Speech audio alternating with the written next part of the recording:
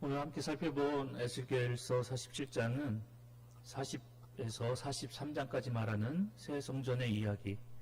그리고 44장에서 46장까지 이야기하는 새 예배에 대한 이야기에 이어서 이제 새로운 땅에 대한 환상의 말씀을 이야기하고 있는 47장에서 48장까지의 시작되는 부분이 바로 오늘 본문의 말씀이며, 이제 40장에서 48장까지가 이 에스겔서의 이 종결 부분에 해당되는 그런 말씀인데, 이 종결부를 특히 또 마무리 지어가는 그런 부분에 해당되는 말씀이 바로 오늘 본문의 말씀입니다. 오늘 본문의 말씀을 보면 이제 새 땅의 환상에 대한 이 하나님의 이 환상의 말씀이 오늘 이제 이 에스겔서 이 선지자에게 에스겔 선지자에게 주어지고 있는데, 특별히 이 다른 많은 말씀들이 있지만 이 새 땅의 환상에 대한 이 말씀이 이제 이 본서에서 마지막에 주어지게 된 까닭은, 장차 이 선민 이스라엘이 이 회복되어진다는 사실과 더불어서 이 마지막 때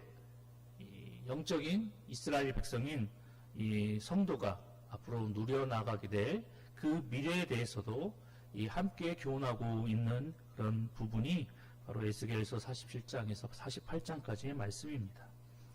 바로 이 선민 이스라엘, 1차적으로는 선민 이스라엘이겠지만 오늘 이 말씀을 함께 살펴보는 모든 성도들이 앞으로 누리게 될 그 미래가 어떠한지에 대해서도 교훈하고 있는 말씀이 바로 오늘 본문의 말씀이다라는 것이죠. 또한 앞서 제가 말씀드렸던 것처럼 새 성전에 대한 말씀, 그리고 새 예배에 대한 말씀, 그리고 오늘 본문부터 48장까지 이야기되는 새로운 땅에 대한 이 환상의 말씀을 이렇게 순차적으로 이 말씀을 접하는 이들에게 전하는 이유는, 새 성전에서 새로운 예배가 바르게 드려져서 하나님 앞에 신앙과 믿음, 이 종교적인 회복이 온전히 이루어질 때 비로소 하나님께서 주어지는 이 새 땅에서 풍요로운 삶이 보장되어진다라는 사실을 교훈하기 위해서 이러한 순차적인 방법을 통해서 하나님의 말씀을 오늘 에스겔서는 우리에게 들려주고 있습니다. 하나님의 백성임에도 그분과의 그릇된 관계를 가져 이 하나님께서 선물로 주신 이 젖과 꿀이 흐르는 그 기업을 잃어버리고 머나먼 이방 땅에서 힘들게 포로 생활을 해나가던 이스라엘 백성들에게 이렇게 주어진 이 하나님의 말씀은 그들에게 있어서 큰 소망과 기쁨이 되었을 것입니다. 더 나아가 이 말씀은 이제 이 마귀가 왕노릇하며 죄악이 가득한 이 세상 속에서 영적인 나그네로 주어진 삶을 살아나가는 성도들에게도 영적 본향을 바라보게 하면서 이 말씀을 통해서 새 힘을 얻게 해주는 말씀이 바로 오늘 본문의 말씀입니다. 그중 1절로 12절의 말씀을 살펴보면 이제 성전 본체 건물의 이 문지방에서 발원한 풍요로운 이 생명수가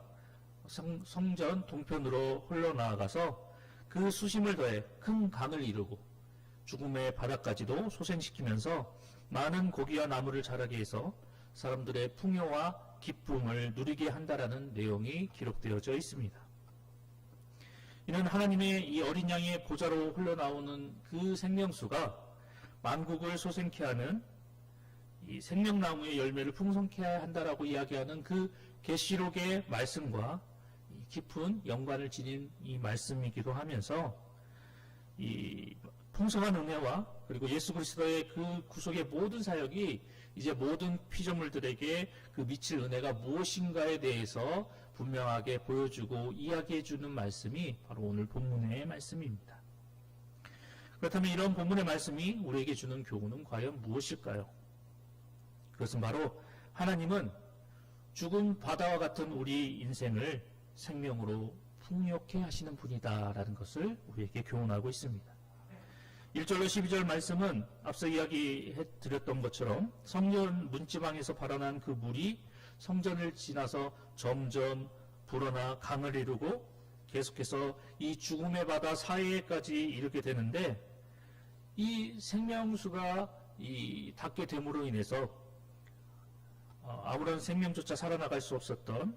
그 죽음의 바다에서 물고기들이 살아나는 생명의 역사가 일어나게 되고, 또한 이 물이 닿는 그 강가는 옥토로 변해서 풍성한 과실을 맺는 과실수가 자라게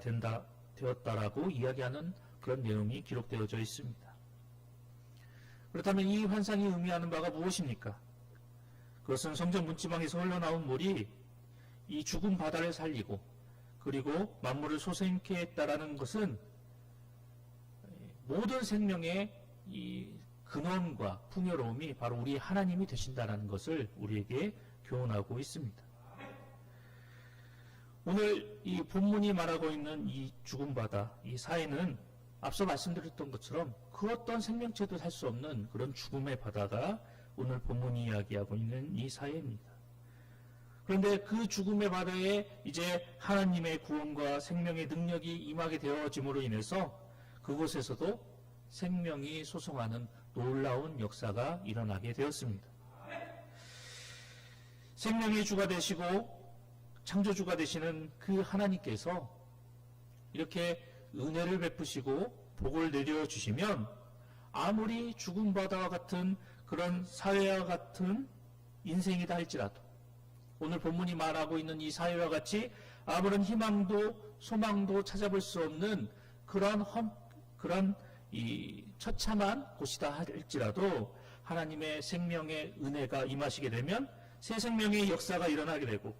풍성한 생명의 열매가 맺혀져 나가게 된다는 사실을 본문은 우리에게 말씀합니다. 그런데 이러한 하나님의 역사는 실제로 우리의 삶 가운데 이루어졌습니다. 그것은 이 죄인된 우리가 결국에는 이 죄악으로 말미암아 죽을 수밖에 없고 그 죽음으로 인해서 영원한 지옥 형벌을 받을 수밖에 없는 그런 상황인데 하나님께서 그러한 상황에서 우리를 생명으로 구원해 주셨기 때문입니다.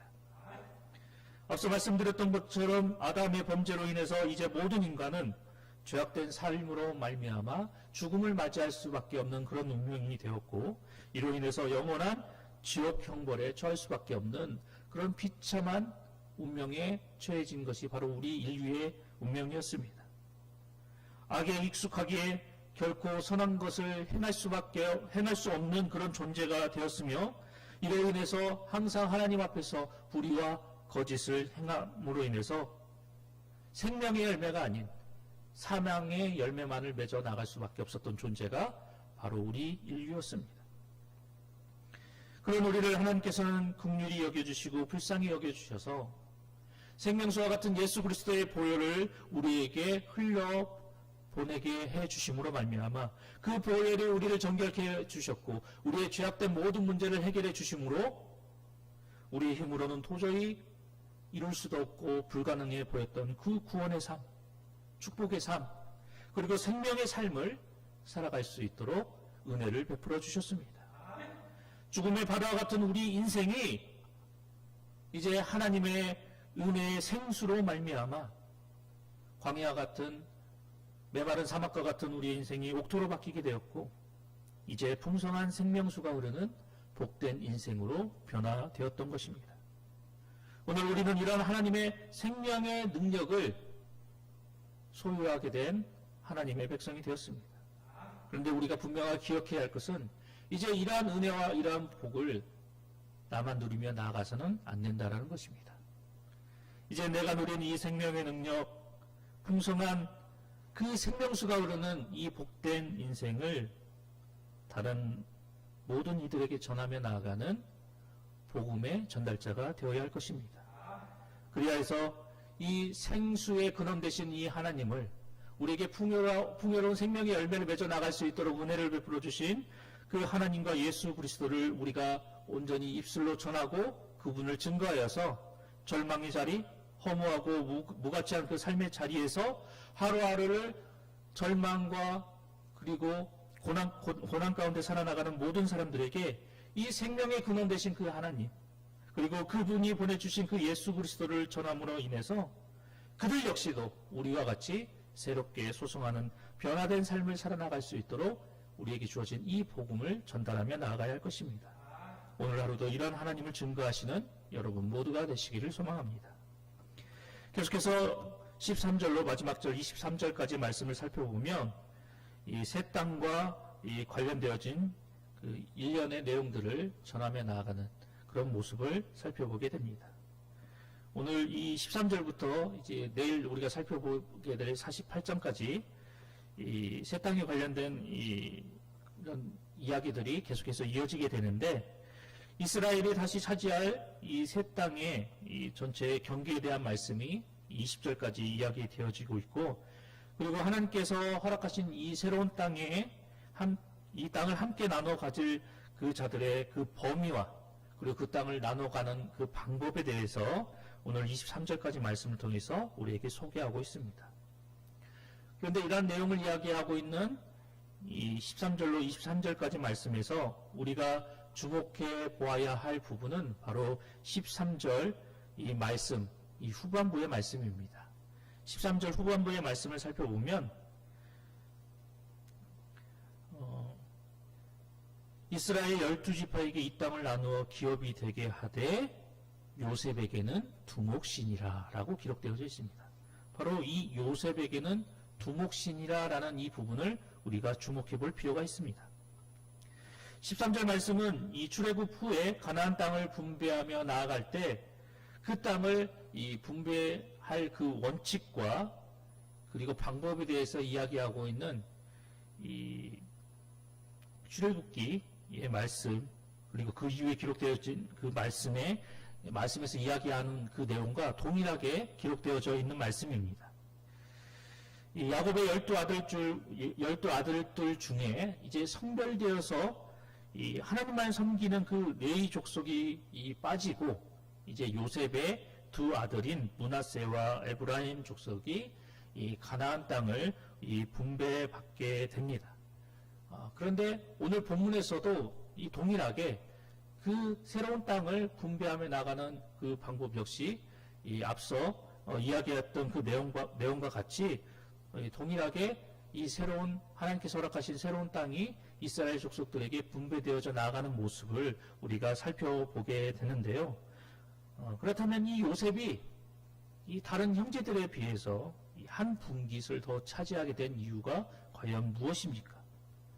그것은 바로 이 하나님의 이 언약 공동체였던 이 야곱 족속을 위한 이 요셉의 그 공로, 요셉이 그 야곱 공동체가 온전히 지속되어져서 계속해서 번창하며 나가는데 그가 보여주었던 그 헌신과 공로가 인정되었기 때문에 오늘 이 요셉 지파는 다른 지파와는 달리 두 분깃을 차지하는 그런 모습을 보여주고 있습니다. 즉 자신을 희생하여서 이 야곱 가문을 살린 그 요셉의 공로가 인정되었기 때문에 다른 두 지파와는 달리 두 몫을 차지하게 되었음을 본문은 우리에게 이야기합니다. 특별히 이 극심한 가뭄으로 양식을 구하기 위해서 애굽에 찾아온 자신의 형제들에게 지난날 자신에게 행했던 그 악행을 기억하고 떠올려서 그들에게 그것을 보복해 나가는 것보다 오히려 형제들의 그 행위가 자신들의 행했던 일련의 모습들이 자신과 자신의 가문을 구원해 나가기 위해서 베풀어 주셨던 그 하나님의 은혜요 섭리였다라는 그런 믿음의 고백을 하면서 오히려 자신의 형제들을 환대하고 그리고 더 나아가서 가족 전체를 애굽으로 초청하여서 그 극심한 가뭄 속에서 생명을 보존케 하고 더 나아가서 그 가문이 번창하며 나아갈 수 있도록 그 초석을 닦았던 그 요셉의 헌신과 그 모습을 하나님께서 기억하시고 이 요셉 가문에게 다른 가문과는 달리 두 분깃의 몫을 허락하여 주심으로 하나님께서는 그 가문에게 은혜와 복을 더하셨다는 사실을 오늘 우리에게 이야기하고 있는 것입니다. 이러한 요셉으로 인해서 우리가 잘 알듯이 이 야곱 가문은 이제 귀근의 위기에서 벗어나 이 애굽이라는 초강대국의 보호막 아래에서 하나님께서 계획하신 선민의 모습을 갖춰 나아가게 됩니다. 이러한 공로가 인정되었기 때문에 요셉 지파는 이제 장자의 지파로서 인정받게 되었고 두 몫의 분깃을 그들이 얻게 되었던 것입니다. 그런데 이러한 사실이 우리에게 주는 교훈이 무엇입니까? 그것은 바로 하나님은 당신의 나라와 그리고 자기의 백성 공동체를 위해서 헌신하고 희생하는 자들의 그 모습을 결코 잊지 않으시고 복을 베푸시되 갑절의 복을 베푸시는 분이시다라는 사실을 우리에게 교훈하고 있습니다. 이 이스라엘이라는 이 공동체가 제대로 된 모양을 갖추기 전에 하나님은 그 요셉이 행하였던 일을 잊지 않고 기억하시고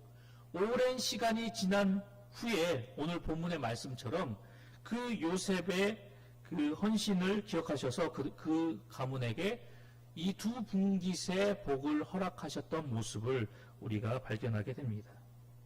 이러한 하나님의 모습을 기억하여서 우리도 하나님 나라와 그리고 그분의 영광을 위해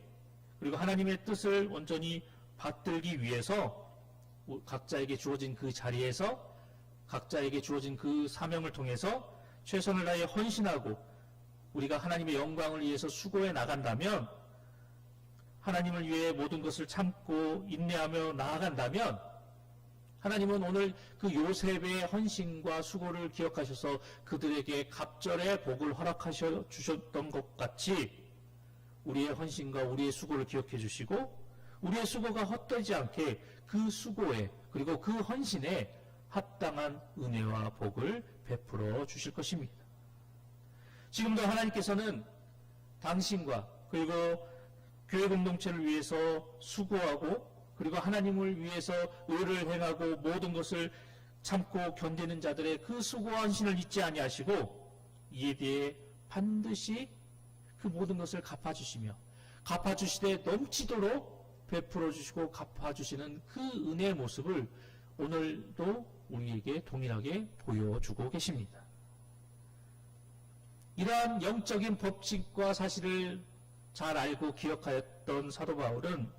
선한 싸움을 싸우고 달려갈 길을 마치고 믿음의 길을 지켜 예비된 의의 멸류관을 사모하며 나아간다라고 우리에게 당당하게 고백하였던 것입니다.